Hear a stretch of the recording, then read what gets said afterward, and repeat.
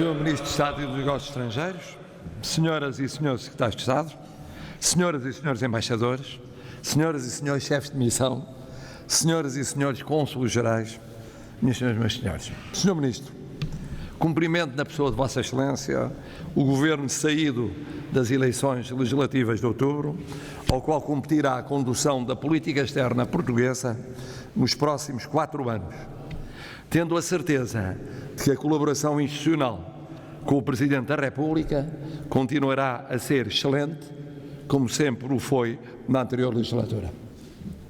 Reitero, quanto a essa colaboração institucional, quanto ela deveu à inteligência, à lucidez analítica, ao rigor e ao sentido de Estado demonstrados por Vossa Excelência, apoiado nos seus mais próximos colaboradores, no desempenho de funções essenciais em período complexo da cena internacional.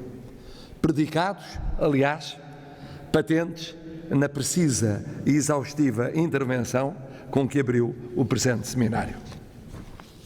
Senhores embaixadores, sem o vosso contributo cotidiano, não teria sido possível, ao longo dos mais recentes anos, servir tão proficientemente o interesse nacional, nem alcançar sucessos singulares nas Nações Unidas, na Organização Internacional para as Migrações, na União Europeia, nas missões das nossas forças nacionais destacadas, assim como em tantos outros domínios por que se espreia a nossa presença no mundo.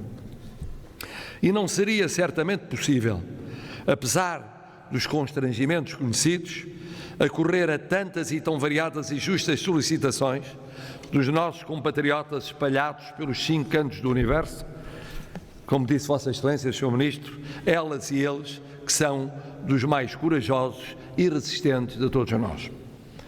Sabemos que contam a vosso favor com muitas e muitos representantes da Nossa Excelência fora do curso honorum da diplomacia, como contam em vosso desfavor com dificuldades decorrentes da mudança vertiginosa da realidade, da exigência crescente de solicitações, da míngua quase inevitável de recursos. Uma coisa é certa, sem vós, Portugal não seria como é, um protagonista externo muito prestigiado, muito confiável, dialogante, feitor de pontos, criador de entendimentos, promotor de paz, desenvolvimento e justiça atual e intergeracional. Excelências, ninguém vive sem certezas, nem vive bem longe da realidade, nem vive com sentido sem metas claras de ação. Ninguém vive sem certezas. E nós temos certezas que norteiam a nossa ideia para Portugal, a nossa política externa e defesa nacional, a nossa diplomacia. Sabemos onde e como nascemos como pátria. Sabemos que fomos e somos outra vez um Estado-nação. Sabemos que fomos um império e que isso resultou de uma opção estratégica óbvia e potenciou uma vocação que já existia, mas só depois se viria a manifestar em plenitude, a de sermos plataforma entre culturas, civilizações, oceanos e continentes. Sabemos que estamos condenados, e embora condenados, a sermos universais. E é só podermos ver a nossa ideia de pátria indissociavelmente ligada a essa vocação. Sabemos que ela nos proporciona um papel no mundo que os últimos anos potenciaram numa escala para muitos inimaginável. Sabemos que somos irmãos dos que connosco partilham língua e tudo o que ela trouxe e vai trazer. Sabemos que essa língua é muito vizinha de outras e importa por isso fraternidades alargadas ou complementares com espaços eles próprios falantes dessas linguagens afins. Sabemos que o Atlântico e, à sua maneira, o Mediterrâneo foram os nossos primeiros mares e que as alianças forjadas com as suas margens, as suas terras, as suas gentes, surgiram bem antes de os políticos cuidarem de as formalizar. Sabemos que estivemos noutras paragens, para além de África e de Américas do Sul, do Centro e do Norte, e que lá criámos laços seculares difíceis de entender para quem nunca lá esteve ou lá chegou tarde demais. Sabemos que aliados são aliados, mesmo se por vezes volúveis ou preferindo agir sozinhos e sem pré-aviso em áreas partilhadas. Parceiros são parceiros de várias origens e expressão, mesmo se sequiosos de serem aliados. Que irmãos são irmãos, e nem aliados se convertem em irmãos por artifício jurídico, nem parceiros ficam fraternais por uso capião. Em suma, sabemos o que somos, como somos, ao que viemos e vimos. Somos teimosos e resistentes, por detrás de uma afabilidade e de uma simpatia, diria mais empatia, que nos são naturais. Sobrevivemos quase 900 anos porque nunca deixámos de cultivar tudo e todos os que em cada e diverso momento melhor podiam contribuir para o interesse nacional. Ao fim e ao cabo, fizemos o que se chama hoje multilateralismo. Muitas vezes erramos, pelo menos aos olhos mais atentos e incisivos do futuro, na Inquisição, na afirmação imperial e colonial, bem como em alguns passos insensatos, carecidos de visão ou mesmo afrontosamente míopes. Outras vezes tivemos de sofrer o preço das nossas crises com ingerências externas que aqui e ali nos desserviram ou subcarregaram por tempo excessivo. Mas no cômputo global sobrevivemos, lutámos pela identidade e mantivemos-la, afirmámos independência e logramos nunca a esquecer, fizemos amigos e suscitámos entrosamentos, sentimos-nos bem em todo o mundo e todo o mundo se sente bem conosco, cá dentro e lá fora. Por tudo isto somos de facto bem maiores do que uma porção de terra ou de ar, ou até do que uma notável extensão de mar, que o mar, esse é sempre o que temos de maior em termos físicos. E a tal história que nos honra e a sageza que a acompanha permitem-nos sorrir sempre que alguém que nasceu muitos séculos depois de nós nos quer ensinar, sem margem para dúvidas, o que é ter passado, presente e futuro. Sorrir a miúdo com condescendência, como nós sorrimos perante um filho ou um neto que nos vem explicar que é uma ilha que pode viver e mandar sozinha no orbe. Excelências, ninguém vive bem longe da realidade. E a realidade é hoje crescentemente multipolar, ainda que com traços de monopolarismo remanescente ou esbatido, e novo bipolarismo ainda muitíssimo incipiente. A realidade é hoje antigas potências globais passarem a fortes potências regionais. Novas potências globais emergirem e potências regionais consolidadas constituírem fatores de perturbação e complexificação os mais imprevistos. A realidade é hoje, entretanto, e também a multiplicação de novas formas de vida democrática, mediáticas, inorgânicas, fluidas, com lideranças baseadas na sensação cidadã de proximidade e semelhança, mesmo se aparente, e não na distância reverencial.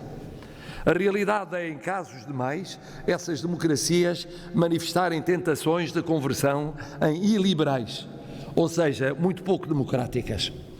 A realidade é hoje o pulsar da vida internacional, ao quase total sabor de vicissitudes internas, casuísticas e imponderáveis. A realidade é hoje o deparar com ciência, tecnologia, demografia, mobilidade social e cultural e seus novos gurus e, sobretudo, e acima de tudo, alterações climáticas indesmentíveis. A realidade é hoje a regra ser o curtíssimo prazo num domínio em que só o longo prazo permite perceber e fazer história. A realidade é hoje as guerras ou seus sucedâneos prepararem-se tanto ou mais no cibermundo do que na programação das capacidades militares. A realidade é hoje as eleições disputarem-se não no argumentário das sessões dos convictos, mas na emoção de um gesto, de uma adesão, de uma percepção de alguém que nos é próximo, entende melhor a nossa solidão, o nosso vazio, o nosso desespero. Isto partindo do princípio de que não ocorrem ciberintervenções domésticas ou alheias. A realidade é hoje, por fim, num breve apontamento sobre a hora que vivemos, sentirmos que cada vez mais difícil é explicarmos aos nossos irmãos, aos nossos aliados ou aos nossos parceiros que não há gesto singular, brilhante ou justo que pareça ser, ou insubstituível que seja para a afirmação conjuntural dentro de portas, se não for sustentado no horizonte a prazo, que valha mais do que anos e anos a preencher lacunas, a estabelecer partilhas, a recriar estruturas indispensáveis, a consolidar alianças, a tentar pacificar sociedades e regimes. Excelências, sabemos servir as nossas certezas com os pés assentes na realidade, numa realidade tão diferente, tão fugaz, tão fugidia, ou míope e a miúdo, ou tão perigosa ou tão oca, é obra para instituições concebidas para outro tempo e outro modo. Aditemos ainda que ninguém vive com sentido sem metas claras de ação. Vossa Excelência, eu disse, acabou de dizer, hoje, como tinha dito esta manhã. E eu saliento apenas alguns pontos.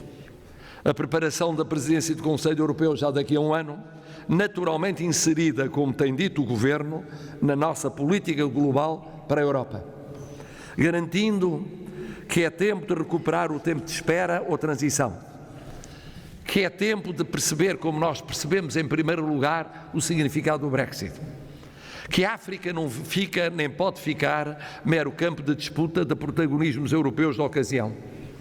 E a Europa deve olhar para mais longe e interagir com essas paragens mais longínquas, mais ocidentais ou mais orientais. E também a aposta nos oceanos, de par com as Nações Unidas e o Quênia, desde já em junho deste ano. E ainda a afirmação com elas conexa na ação climática a nível europeu e universal, liderando sempre como temos feito, nunca indo a reboque. Ou o garantir dentro dos possíveis um novo ciclo, ou no mínimo um novo espírito na CPLP, encetado agora com Cabo Verde na presidência e a partir de julho com Angola, e contando nestes dias com o empenhado e constantemente motivado e estimulante Secretariado Executivo Português. Mas ainda também a atenção constante ao mundo latino-americano e nele, Vossa Excelência o lembrou, aos nossos concidadãos, os que lá vivem e com que problemas, em alguns casos, como na Venezuela, ou lá investem e continuam a chegar para trabalhar, ou ajudar a reforçar a Aliança Transatlântica, apesar do ano eleitoral em curso, para ultrapassar também aqui com passos de espera e indefinições, num espaço que nos é obviamente vital. Ou o fazer de 2020 e da nossa presidência de 2021, passos relevantes para o final desse ano, quanto ao nosso eventual papel no mundo e, claro, nas Nações Unidas, tendo em 2022 entre nós a Jornada Mundial da Juventude. Metas, ao fim e ao cabo, como as que decorrem da vivência constante do multilateralismo possível, na linha da determinada saga do secretário-geral António Guterres, e que não negam nem minimizam avanços bilaterais nucleares. Metas que exigem economia mais forte e coesa, e por isso temos-lo demonstrado nos últimos anos, mais apoiada na internacionalização da nossa economia. e projeção universal, que nunca esquece a realidade já referida atrás da nossa diáspora, que o mesmo é dizer aquele Portugal que cabe no nosso território espiritual, apesar de residir ou se mover dominantemente fora do nosso território físico. Diáspora que se encontra ela própria em mudança acelerada. Numa palavra, metas que encontram nos planos de ação, esta manhã detidamente explicitados, pistas muito concretas e claras de intervenção. Excelências, penalizo-me pela extensão deste discurso, sobretudo depois daquele magnífico momento que saúdo aqui nos bombeiros do distrito de Évora e no seu Presidente da Câmara Municipal de Reguengos de Monsaraz, e que foi um momento ainda de boas festas.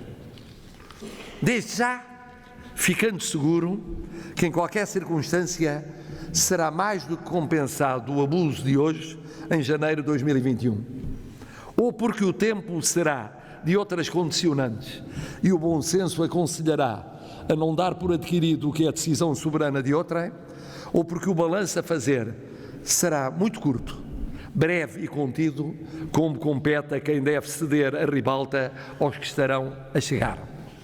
Que fique ao menos evidente neste arranque de 2020 que temos certezas e atuamos em função delas, que o fazemos com a exata noção da realidade mutante, que temos metas, algumas poucas recordei, para mostrar que não trabalhamos sem horizontes. O resto, que é muito, que pode reforçar certezas, aprimorar o conhecimento da realidade, refinar metas, o resto é muito simples. O resto é, como tem sido, a definição e execução inteligente e meticulosa da nossa política externa na sua feição cotidiana. O resto sois vós, a nossa competente e devotada diplomacia. O resto é, sobretudo, Portugal, a pátria a que nos orgulhamos de pertencer e que nos orgulhamos de servir. Muito obrigado.